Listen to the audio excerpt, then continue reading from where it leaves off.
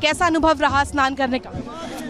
अवर्णनीय है, अविश्वसनीय, अविश्वसनीय है, जिनको शब्दों में बयान नहीं कर सकते। कैसी खुशी हम लोग के मन में है कि आज का दिन उत्तर प्रदेश में पिछली 22 जनवरी भी याद है, भगवान रामलला के अपने घर में विराजमान होने का दिन था। और आज प्रयागराज में हम लोग कुंभ का स्नान कर रहे हैं। संपूर्ण मंत्रिपरिषद साथ में है माननीय मुख्यमंत्री जी के साथ, तो उत्तर प्रदेश के लिए बहुत ऐतिहासिक दिन। बहुत शुक्रिया सर, बहुत शुक्रिया सर बातचीत करने के लिए। हमारे साथ दारा सिंह चौहान जी भी हैं, उनसे भी बातचीत करेंगे। एक बार उनसे बातचीत करने की कोशिश कर रहे हैं। हमारे साथ गुलाब देवी जी भी हैं।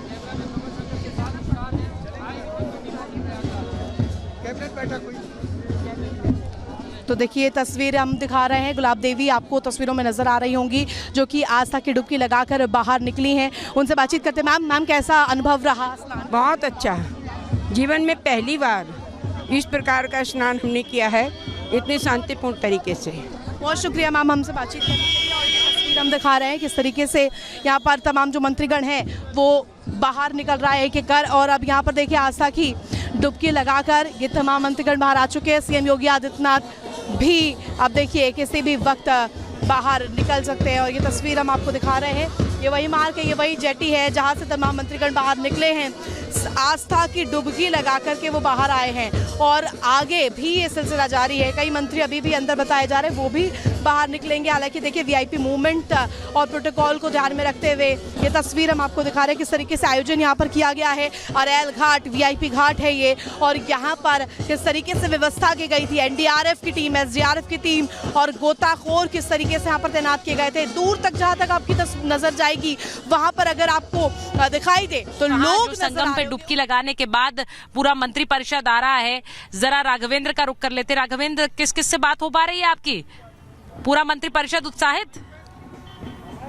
बिल्कुल, देखिए हमारी कई मंत्रियों से बात हुई है जो संगम स्नान करके गंगा आरती करके पूजा पाठ करके लौटे हैं। उनके चेहरों पे चमक थी। उन्होंने कहा बहुत अच्छा लगा, बहुत अच्छा आयोजन है। और यहाँ पर मुख्यमंत्री योगी आदित्यनाथ खुद आगे आगे चल रहे थे जब उनके साथ स्वतंत्र देव सिंह मौजूद थे। और देखिए हमारे साथ एक मंत्री जी, स्नान हो गया?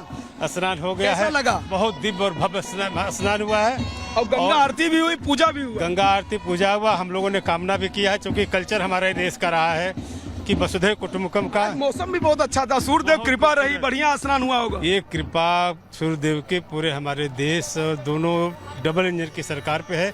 और इसीलिए डबल इंजन की सरकार जो है माने चतुर्दिक विकास कर रही है। और जिस तरीके से अगली बार 19 में जब कैबिनेट की बैठक हुई थी तो एक महत्वपूर्ण घोषणा हुई थी गंगा एक्सप्रेसवे का। आज उसी गंगा एक्सप्रेस से जो लिंक होने वाला है, चाहे दुद्धी से लेकर चंदौली लेकर के, और हर्ष को जोड़ने का काम, तो ऐतिहासिक काम आज भी किया। इसके साथ और भी कैबिनेट में प्रस्ताव पास हुए हैं। और आज हम लोगों ने कामना की है गंगा माँ के स्नान करने के बाद, हम पूरे कैबिनेट के लोगों ने, कि पूरा देश और विश्व हमारा सुखी हो, यही संदेश देना चाहते हैं। बड़ी बात है मंत्री। देखिए मंत्री जी ने कहा कि जो हमारी डबल इंजन की सरकार है उसको, उस पर गंगा मैया की कृपा बनी रहे। और आपने दिखा रही हूँ, जरा एक बार जरा देख लीजिए, योगी आदित्यनाथ का पूरा कैबिनेट वापस त्रिवेणी संकुल में आ गया है। ये जो तस्वीरें मैं आपको पीछे दिखा रही हूँ, योगी आदित्यनाथ खुद बैठे हुए हैं आगे, और उनके साथ उनके सारे मंत्री जो हैं वो वापस आए हैं त्रिवेणी संकुल में। और यहाँ पर अब भोजन का कार्यक्रम है, यहाँ भोजन होगा। जो तस्वीरें आपको इस वक्त दिखा रही हूँ, त्रिवेणी संकुल में वापस आए हैं योगी आदित्यनाथ, उनका पूरा कैबिनेट। यहाँ पर भोजन का कार्यक्रम है। जो तस्वीरें आपने अभी देखी, चंद मिनट की दूरी संगम पर डुबकी लगाने के बाद, पूजा अर्चना के बाद ब्रजेश पाठक, केपी मौर्य, जो मैं देख पा रही हूँ, जो सारे मंत्री हैं वो वापस आ गए हैं। योगी आदित्यनाथ को आप देखेंगे, वो यहाँ भोजन का कार्यक्रम होगा, उसके बाद सभी मंत्री अपने अपने गंतव्य पर वापस लौटेंगे। तो जो तस्वीर इस वक्त आप देख रहे हैं योगी आदित्यनाथ की, उनके पूरे मंत्रिपरिषद की, और यहाँ पर अब भोजन का कार्यक्रम होने वाला है और उसके बाद सभी लोग वापस जाएंगे।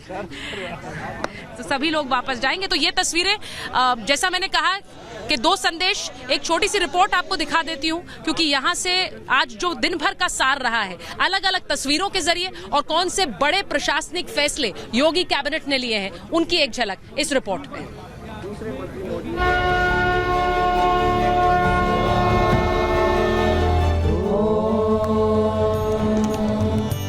योगी सरकार की ये तस्वीरें महाकुंभ की हैं, जहां अरैल के त्रिवेणी संकुल में पूरा योगी मंत्रिमंडल नजर आया।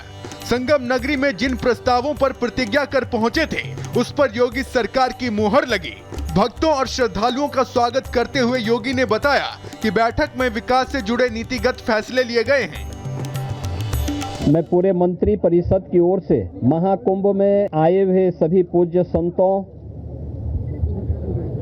और सभी श्रद्धालुओं पूरे मंत्री परिषद की ओर से हृदय से स्वागत करता हूं। जिस श्रद्धा के साथ पिछले एक सप्ताह के अंदर 9.25 करोड़ से अधिक श्रद्धालुओं ने संगम में आकर के पावन स्नान का आनंद लिया है, अनुभूति की है। सभी मंत्रियों ने आज यहाँ पर बहुत सारे मुद्दों पर चर्चा की है।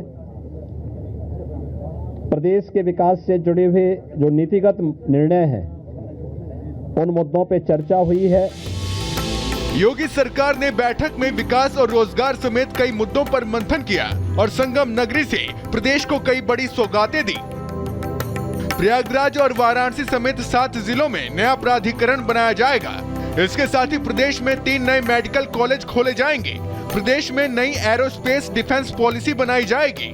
गंगा एक्सप्रेसवे को पूर्वांचल एक्सप्रेसवे से जोड़ा जाएगा। वाराणसी विंध्य विकास क्षेत्र का गठन किया जाएगा। छात्रों को स्मार्टफोन और टैबलेट देने के लिए भी व्यवस्था की गई है। उत्तर प्रदेश की जो एरोस्पेस और डिफेंस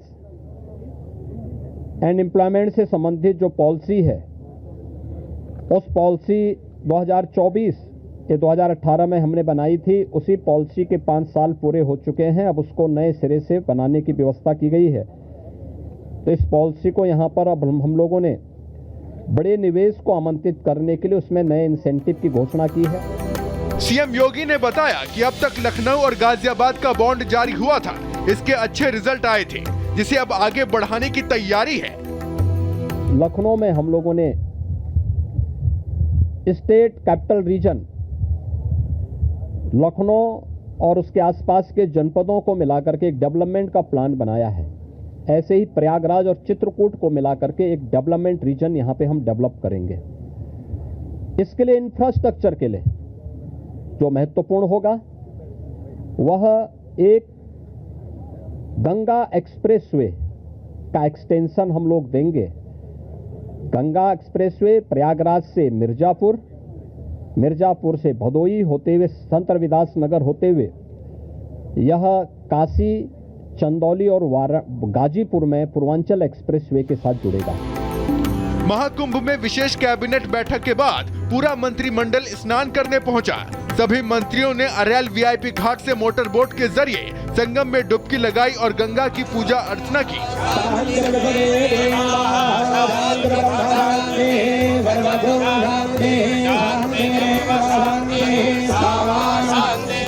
त्रिवेणी संकुल में मंथन और फिर गंगा स्नान। 29 तारीख को होने वाले दुनिया के सबसे बड़े धार्मिक आयोजन के पहले योगी सरकार की संगम पर तैयारी की कहानी बता रही है कि दूसरा अमृत स्नान धार्मिक महत्वता के साथ ही व्यवस्थाओं के लिहाज से भी खास होने वाला है। Bureau report, Republic Bharat.